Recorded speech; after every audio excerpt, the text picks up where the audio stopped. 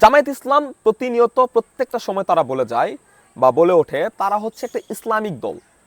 আমার কথা, তারা যদি ইসলামিক দল হয় তাহলে তারা কিভাবে ইসলামকে কায়েম করছে এই বাংলাদেশে?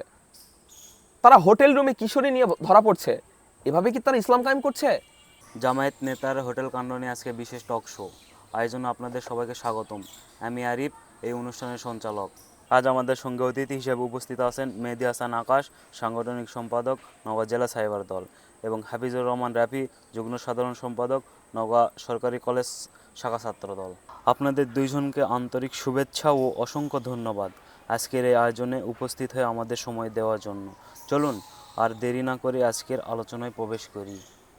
আমি প্রথমে যাচ্ছি মেহেদী হাসান আকাশ ভাইয়ের কাছে। আকাশ ভাই, গত কয়েকদিন ধরে একটি ঘটনা নিয়ে দেশ জুড়ে আলোচনা হচ্ছে।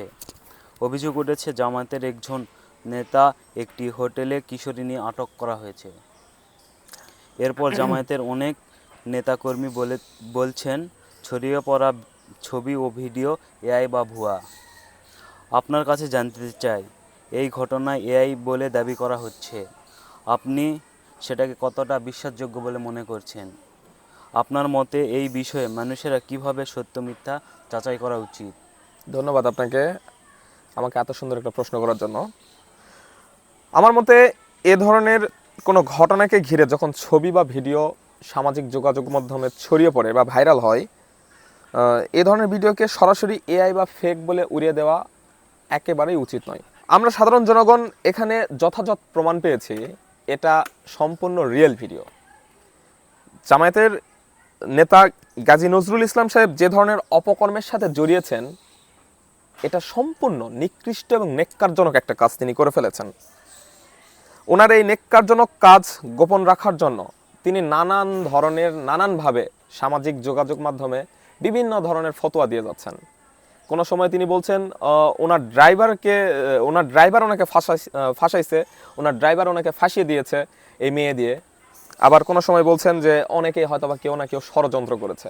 সামাজিক যোগাযোগ মাধ্যমে যে ভিডিওটি দেখেছি, এই ভিডিওতে আমরা দেখেছি জামাতের এমপি গাজী নজরুল ইসলাম সাহেব যখন হোটেল রুমে প্রবেশ করেন, উনি হোটেল রুমে প্রবেশ করার পর তিনি ফোনে কথোপকথন করছিলেন, ফোনে কথা বলছিলেন, এবং কথা বলা শেষ করে তিনি যে মেয়ের সঙ্গে হোটেল রুমে ছিলেন, শারীরিক সম্পর্ক করার আগে তিনি সেই মেয়ের সাথে হাতাহাতি করছিলেন।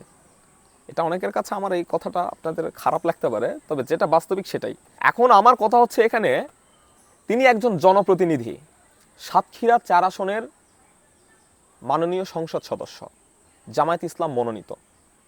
আমি মনে করি তিনি সাধারণ জনগণের অভিভাবক। একজন সাধারণ জনগণের অভিভাবকের কাছে একটা 18 বছরের মেয়ে কিভাবে সেফ না? তাহলে এই জাতি জামায়াত ইসলামকে কিভাবে বিশ্বাস করবে? বিগত সময়েও তারা এই ধরনের কাজকর্ম করে এসেছে।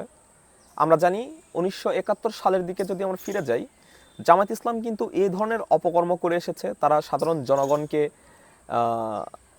হত্যা করেছে, ধর্ষণ করেছে, এদেশের অনেক মা বোনের ইজ্জত তারা লুটে নিয়েছে, ঘরবাড়ি ভাঙচুর করেছে, আগুন জ্বালিয়েছে। এক কথায় পাকিস্তানের সাথে মিলে এই দেশকে ধ্বংস করার জন্য যা যা করার প্রয়োজন ছিল তারা কিন্তু এটা 1971 সালে করে এসেছে। এই দেশের মানুষজন কিন্তু দেখেছে। জামায়াত ইসলাম প্রতিনিয়ত প্রত্যেকটা সময় তারা বলে যায় বা বলে ওঠে তারা হচ্ছে একটা ইসলামিক দল। আমার কথা, তারা যদি ইসলামিক দল হয় তাহলে তারা কিভাবে ইসলামকে কায়েম করছে এই বাংলাদেশে? তারা হোটেল রুমে কিশোরী নিয়ে ধরা পড়ছে, এভাবে কি তারা ইসলাম কায়েম করছে?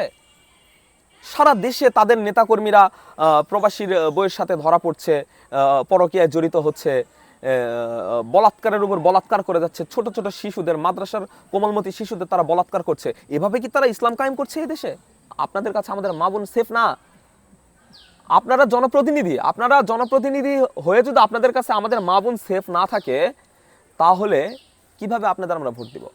আপনারা যে ধরনের অপকর্ম করছেন, আপনাদের নেতাকর্মীরা যে ধরনের অপকর্ম করছে, আপনারা তাদের প্রশ্রয় না দিয়ে তাদের বিরুদ্ধে কঠোর হাতে দমন করুন, তাদেরকে কঠোর হতে দমন করুন, তাদেরকে শাস্তি দিন।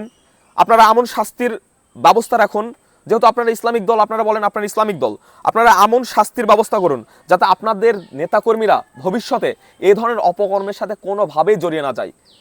আমরা মেনে নিতাম এটা মেনে নেওয়ার মতন কথা না, তবু আমি বলছি আমার দিক থেকে আমরা এটা মেনে নিতাম যদি এটা আপনাদের ছাত্র শিবিরের কোনো ছোট উদীয়মান নেতা এই ধরনের কাজ করত, যে একটা কিশোরী নিয়ে হোটেল রুমে গিয়ে ধরা পড়ছে, তাহলে এটা মেনে নিতাম। তিনি একজন ভারস্থ লোক, উনার এক পা কবরে চলে গেছে, এটা কি ধরনের লুচ্চামি রে ভাই? লুচ্চামির তো কোনো লিমিটই নাই। উনি একজন ভারস্থ লোক, উনি ভারস্থ লোক হয়ে একটা সামান্য 18 বছরের কিশোরীকে নিয়ে উনি হোটেল রুমে গিয়ে ধরা পড়ছেন। যখন ধরা পড়ছেন তখন নানান ধরনের ফতোয়া দিচ্ছেন, এই ফতোয়া থেকে তিনি মানে নিজেকে নির্দোষ প্রমাণ করার চেষ্টা করছেন। এটা কিন্তু কোনোভাবেই সাধারণ জনগণ মেনে নিবে না। যাই হোক, আমার বক্তব্য আমি আর দীর্ঘায়িত করতে চাই না। আমার সাথে রয়েছে আমারই কাছের ধন্যবাদ ছোট মেহেদী ভাই হাসান আকাশ ভাই। এবারে আমি যেতে হাফিজুর যাচ্ছি রহমান রাফি। আমি রাফি চাই ভাইয়ের ওনাকে আমি কাছে। কথা বলার সুযোগ দিই, ওনাকেও কথা বলার সুযোগ দেওয়া হোক। ধন্যবাদ। ধন্যবাদ মেহেদী হাসান আকাশ ভাই। এবারে আমি যেতে চাই হাফিজুর রহমান রাফি ভাইয়ের কাছে। ভাই, যদি কোনো রাজনৈতিক দলের কোনো নেতার বিরুদ্ধে এরকম গুরুতর অভিযোগ ওঠে, তাহলে আপনার মতে সেই দলের কী ধরনের পদক্ষেপ নেওয়া উচিত? অভিযোগের সুষ্ঠু তদন্ত শেষ হওয়ার আগ পর্যন্ত দল ও অভিযুক্ত নেতার কি ভূমিকা থাকা উচিত বলেন, আপনি কি মনে করেন? ধন্যবাদ প্রথমেই আমাকে এরকম একটি অনুষ্ঠানে আমন্ত্রণ করার জন্য।